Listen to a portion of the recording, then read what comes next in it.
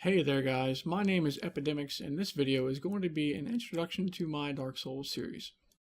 So I've been playing Dark Souls off and on for a little while now, but I haven't managed to play through completely with one character, and that's something I sort of want to do.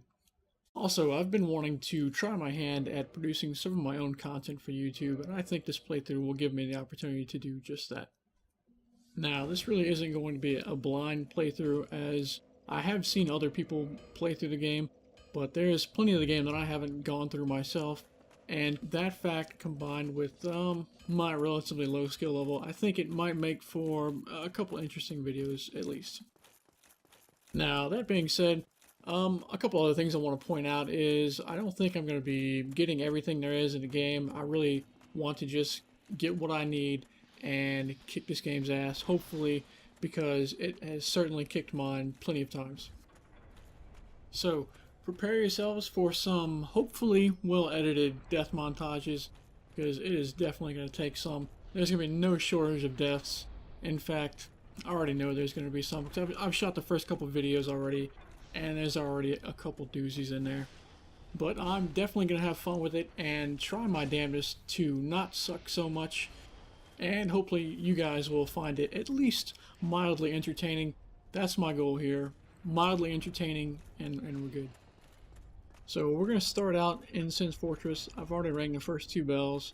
Sorry about that, but that happens to be where this character is right now, starting Sin's Fortress, and that's what this first video is going to be, basically running through Sin's Fortress. We're going to try to blaze through it as fast as we can and hurry up and get to Anor Londo.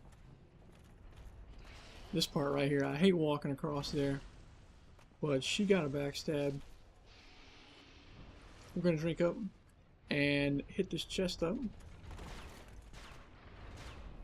We're going to grab the two large Titanite shards, I believe, in there. And that'll be good for upgrades soon, very soon. Now, with this character, I'm using the Zweihander. Hopefully I'm saying that correctly. Nevertheless, with this character, I wanted to originally run kind of an Artorias build. I want to have his great shield, his armor, and actually the Abyss greatsword. I want to play with that crazy R2 on that sword as well.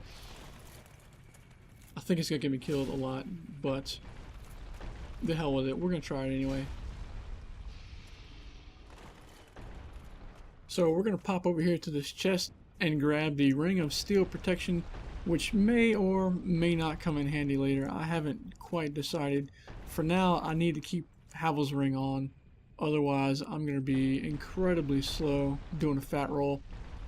Right now, I got mid roll, and that works fine with me. I don't have to have a fast roll. But we may do a fat roll later on after I get Artorias' armor. Because I really want to go tanky. Really want to try to go tanky. Trying to get this lizard guy caught in the trap, but I couldn't quite time it right, I guess. That's alright though. We got him with a couple R2s. We're going to make our way towards the boulder here in just a minute.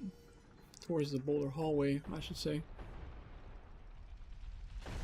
And yeah. I guess the pommel was sticking out just a pixel too much, and it got me.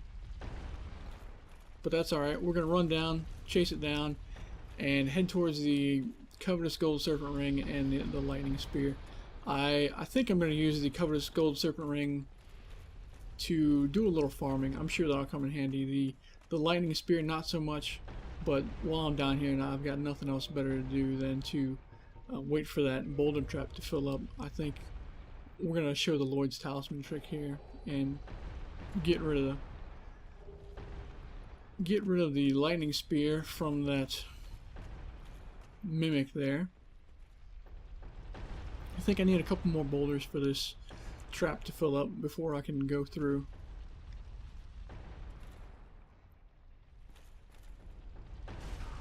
And this time the shield is trolling me. One pixel too far over, it looks like. And it just sent me flying. I got it that time. So we're going to head to the ring, grab the ring, and then we can make our way back up the elevator and hopefully to the top of Sin's Fortress. And the very first time I got invaded was in this room right here, and it did not go well for me. I got my ass kicked. I got 2 chain backstabs off on the guy, just on accident basically, but I'm sure he was twinking, and because it didn't really seem to affect him too much, he just he kicked my ass after he got back up the second time. But that's alright. We're gonna go over here and jiggle this door handle for some unknown reason. I got a little confused here, I think. Have to apologize for that, but I get it together here in just a minute when I figure out where the fuck I am.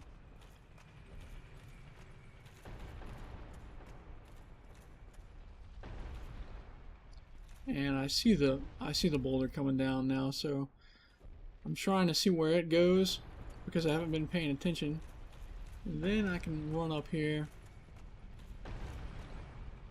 And another little minor brain fart while I figure out if this is actually the way I need to go.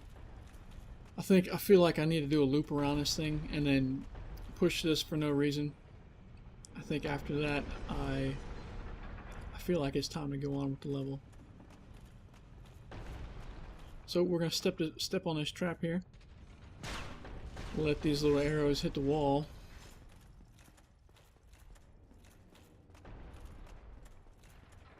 And one of my favorite things about the sword is the sprinting attack, the spring attack. It is also very satisfying, as you're about to see. Bam, smack down. I love it. Anything that puts those guys on the ground face first, I'm a fucking fan of. I will not lie.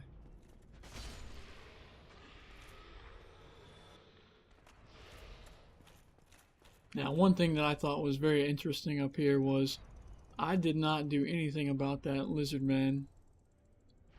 I took a chance and decided to just make a run for it.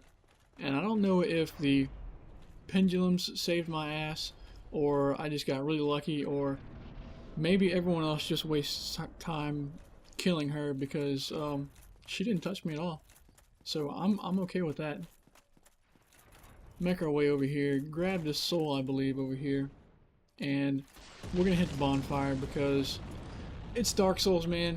It can fuck me up at any time it wants to, even on Sin's Fortress, which I've done no problem playing time, but I'm a scaredy cat. I can't help it.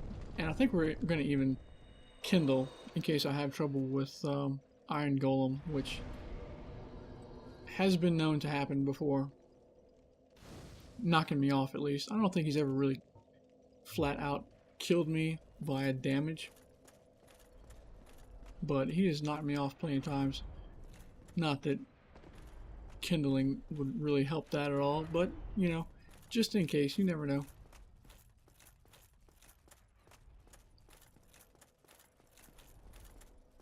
And if I didn't mention already, we're going to be skipping a lot of this stuff. I don't think I'm even going to worry about the shortcut. My goal right now is to get to the top, kill that freaking giant, and get the Iron Golem. But before that, I would like to express my concern about that guy right there. You're seeing the most underachieving Baldur Knight in history guarding a fucking dead end. Absolutely no clue why he's there. It's alright though. I'm just pissed because he's killed me a couple times when I've wandered down there and then got killed, went back, killed him, and then realized there's nothing there at all. So, just a little mad about that still, I think. Try to issue some kicks to this guy. As you can see, I can't actually do more than 2 in rapid succession. I bet Tarkus could do 2 kicks in a row at least. But fucking Tarkus doesn't need it, man. He's Tarkus. So we're going to summon him, take him over with us to the giant, I believe, that's raining shit down right now. or would rain shit down on us if we stepped out the door. So go up here, piss this guy off. Interesting, I haven't seen him do the rampage like that so quick. It usually takes me a little bit to get him to pitch a fit. But we're gonna throw some R2s at his head. Let Tarkus in there. Let Tarkus get his fucking licks in, man, because he wants it.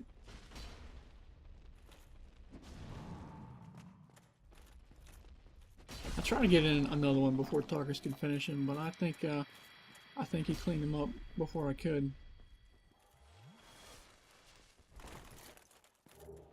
Gave us a chunk for our trouble. That will also come in handy with upgrades later on down the road. And we didn't see any summon signs at all.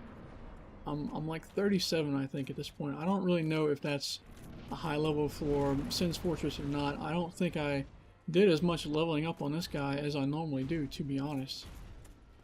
But I'm not sure. We're not going to do anything crazy here. We're going to let Tarkus do most of the work for us. I'm toggling weapons and potions back and forth. I think I fumbled a couple buttons on the controller there. So I go in for a lick, and yeah, I get splatted. So my first instinct is to run away like a girl and drink up. Now that I did that, I can go back in for a couple more licks. Between the legs. Can't complain about the damage on this sword right now. I think I'm doing like 263 when I do get a hit in. A couple of these times, Tarkus and I both hit him at the same time. It's coming up here a little bit, I think. You'll see it, his health just takes a fucking shit, man. I haven't used the sword this powerful yet. I've ran with the Claymore. I did a Divine Claymore, which that was probably really bad. I was doing a Faith build. And I've done Baldur Side Sword, of course. And I love that. I love both of them, to be honest. There it is. There's that mega hit. But this sword seems to be doing the best so far. And that's it. That's Iron Golem. That's Sin's Fortress. And a relatively quick, minimal Sin's Fortress at that. So I think that's going to actually wrap it up for today, guys. I do greatly appreciate you guys taking the time to watch. If you stay tuned, next time we're going to be going through Anor Londo and Ornstein and Smough, my favorite bit. So stay tuned, guys, and we'll catch you in the next one later on.